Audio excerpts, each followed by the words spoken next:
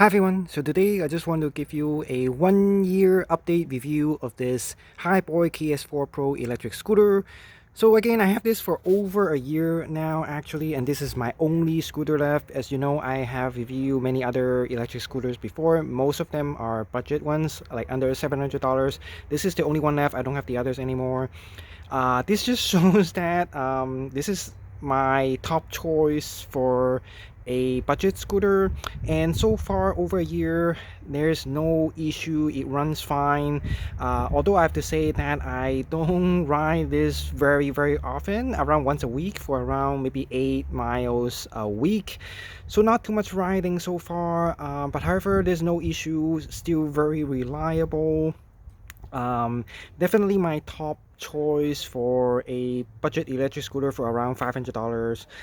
So as you can see here, I have the seat here. However, the seat top is from the Evercross because this one is much more comfortable than the original one.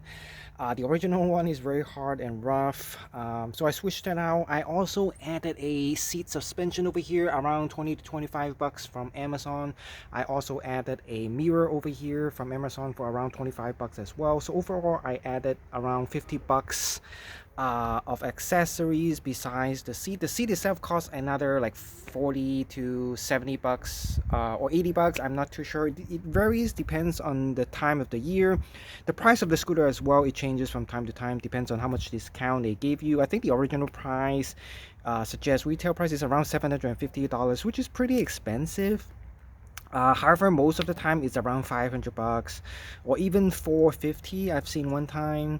So it varies from time to time. Most of the time it's between 750 to 550, something like that. So it's a budget scooter. And for this price range, so under 500 or $600, this is definitely my top pick. Is reliable. So far a year, no issues. And I like that it has solid tires. I know a lot of people prefer air tires, but for me it's always solid because I don't like having flat tires. It can completely ruin your day, and you know it's a nightmare to change tires for an electric scooter, so I never have to worry about that. Even though the ride is slightly rougher, I wouldn't say it's a huge difference.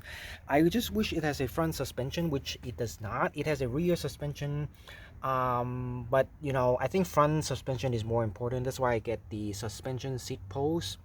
But so far the ride is okay. I mean, not the worst, not the best, of course. But again, no maintenance at all because there's nothing to maintain basically. Maybe you have to adjust the disc brakes once in a while, maybe every few months, but that's pretty much it. I haven't adjusted it in a long time. The brakes are relatively good. Again, not the best, but it's okay, you know. It has rear disc brake and front electronic braking. I wish it has a drum brake actually. It would be even better, you know, even less maintenance. And then the top speed is around 18 to 19 miles per hour, so it's pretty good for its price. You know, you don't want something, or you don't need something that's like 28 or 26 miles per hour. I mean, especially for beginner, you don't want that high speed. I mean, 19 is a sweet spot, not too low, because some budget scooter they only have like 15 miles per hour or 13. That's relatively low, so 19 is a good sweet spot in my opinion. And then the overall frame is good. You know, the frame is completely different from the S2 series, the S2 and the S2 Pro. I think the first few models for the S2 and S2 Pro, they have the stem braking issue, but they completely changed that with the KS4. This is a lot sturdier and doesn't have any I think it doesn't have any stem braking issue anymore, at least from the online community.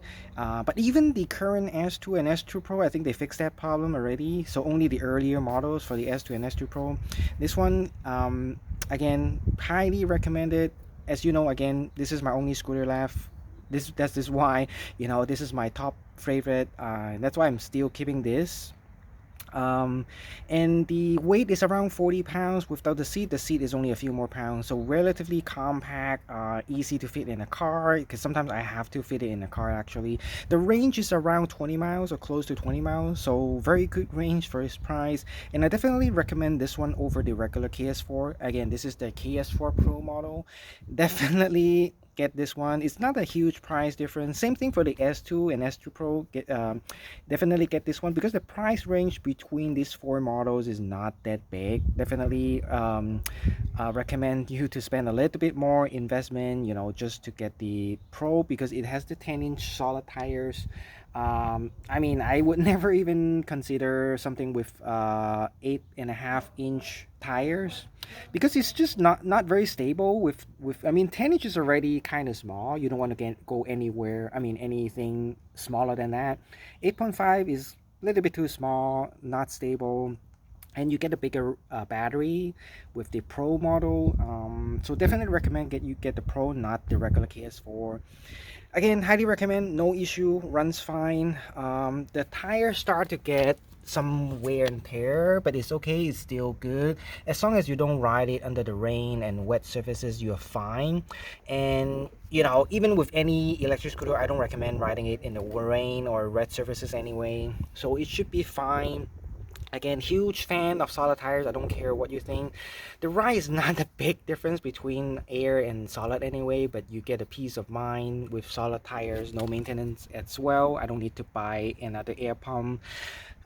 So overall recommend, if your budget is 500 to 600 bucks, this is definitely my top pick. And again, my preference is that I have to get a electric scooter that has a seat and solid tires, and there's not a lot of option out there with these two options.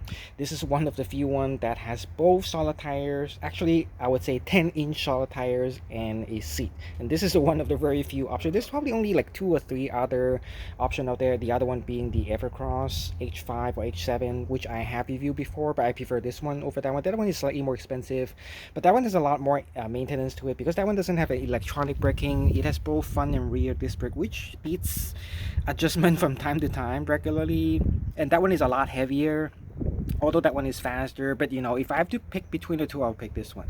So anyway, feel free to leave any comments or question regarding this. So thanks for watching and have a nice day.